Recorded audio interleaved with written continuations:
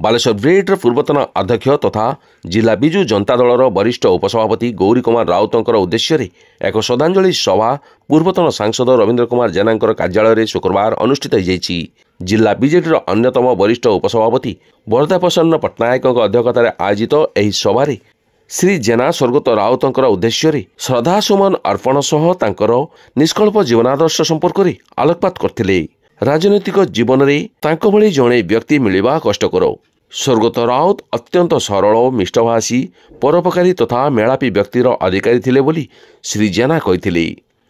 पूर्वतन मंत्री तथा जलेश्वर विधायक अश्विनी कुमार पात्र, रेमुणा ब्लॉक अध्यक्ष राजेन्द्र राउत, सदर ब्लॉक अध्यक्षा सुनीता बेहरा, बालेश्वर पौर अध्यक्षा सविता साहू, ब्रिट अध्यक्ष Alok Kumar Sahu, Baleshwar urban cooperative bank सभापति सूर्यकांत कौर, बालेश्वर पौर परिषद काउंसिलर रंजिता महापात्र, कृषक नेता अजय सामल, आईनजीवी गौरी बारिक, भुवनानंद दास, युव बीजेडी जिला सभापति तापस परिड़ा, छात्र बीजेडी जिला सभापति सिमन दास महापात्र प्रमुख स्वर्गत राउत स्मृतिचारण करथिले। स्वर्गत राउत जड़े सफल छात्र नेता जन नेता थिले बोली उपस्थित अतिथि माने मत व्यक्त करथिले।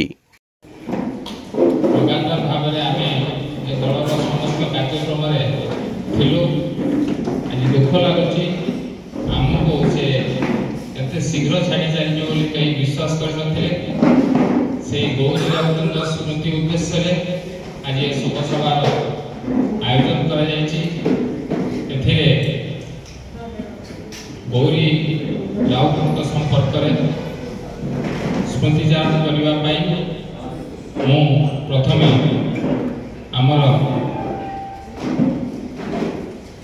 जिलार पूर्वतन आज बर्तन शेष पूर्व निश्चित भाव मदद शेष समय विषय कह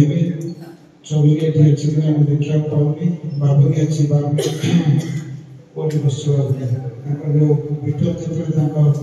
देह खराब हस्पिटाल आसे चौबीस और बाबुनी प्रथम शेष कर 3:30 बड़ से घर पाखे पहुंचा एवं सी जो केते घंटा केते समय कथा मो पूरा बुझी थाए जहाँ डॉक्टर शुणिली और बुझेली चौबीस विठल एवं बाबू तो मैसिव हार्ट अटैक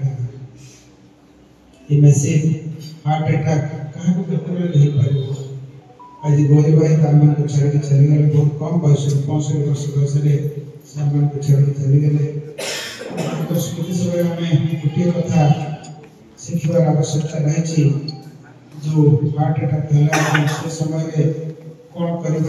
आवश्यकता थाए ये हार्ट अटैक क्या केतरे पाए हार्ट अटैक गोटे मुख्य कारण है शुगर लेवल आज आम समाज में जहाँ तथ्य आसूची प्रत्येक 4 लोक भर जड़े लोक शुगर लेवल देखो हार्ट अटैक नहीं करे हार्ट को जेहेतु ब्लड जाई पारे से हार्ट अटैक है सर्कुलेशन नहीं ये आशंका कले ब्लड सर्कुलेशन तुरंत फास्ट हो पूरे जीवन बाट घंटा 4 घंटा बच एटा फास्ट हम अपमान करेंगे जेते अपन भाषण में दोजती